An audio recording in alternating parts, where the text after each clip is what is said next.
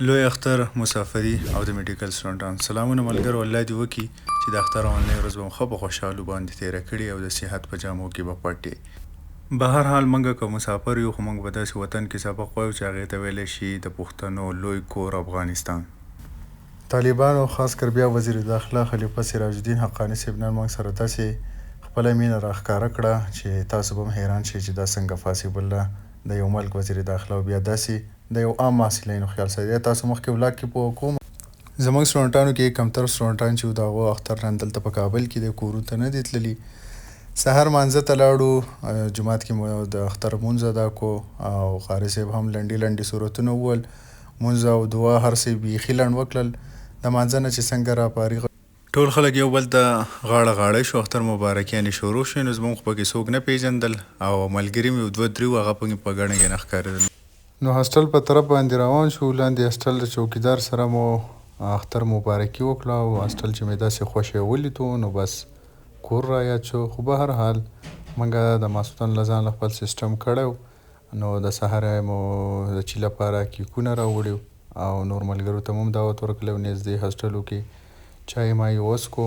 د دې نه بعد بیا روان شو د وضحې طرف ته.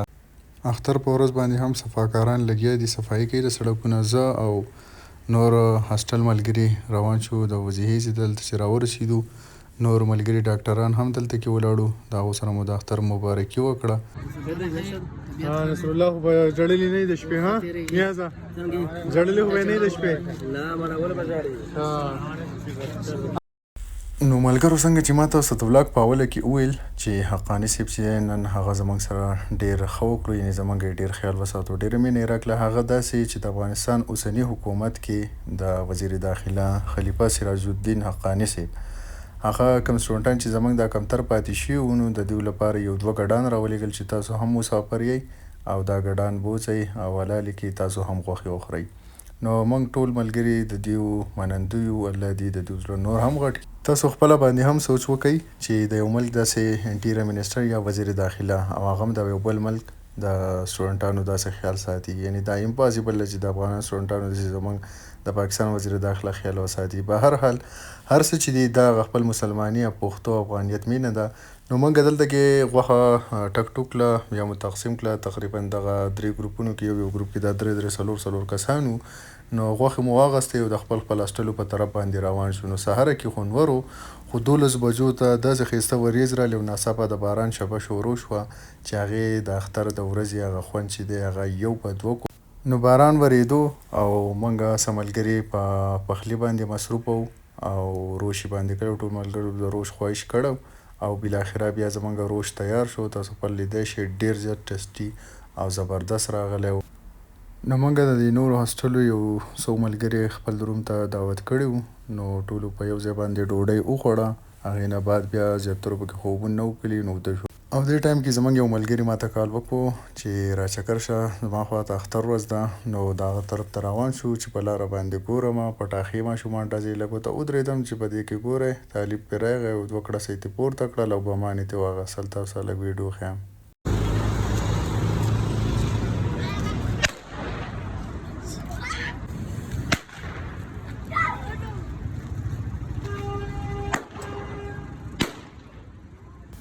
لږ مخکې چې ګورم نور ماشومان هم لګیا وو، کیلونې ټوپکې راغستې وې خپل مستي کولې.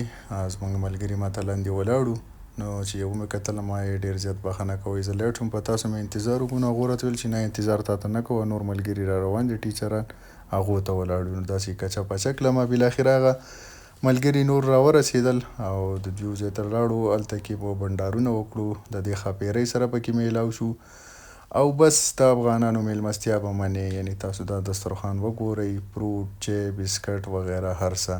نو دلته کې زموږ دا کوم ملګري چې تاسو ته ښکاري دې کې دا دوه سټوډنټان دي او دا درې ټیچران دي. یو ټیچر چې دی د انډیا کشمیر دی، بل چې دی دا مخامخ دا د بنګال انډیا دی.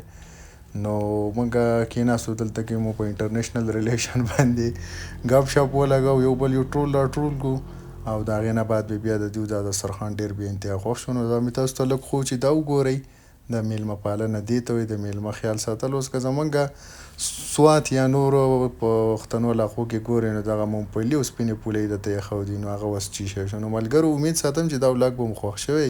نو ویډیو لایک کول سبسکرایب کول دا مو هیر نه شي. انشاءالله ډېر ژر به په یو نوي او ښایسته ولاګ کې میلاویږو.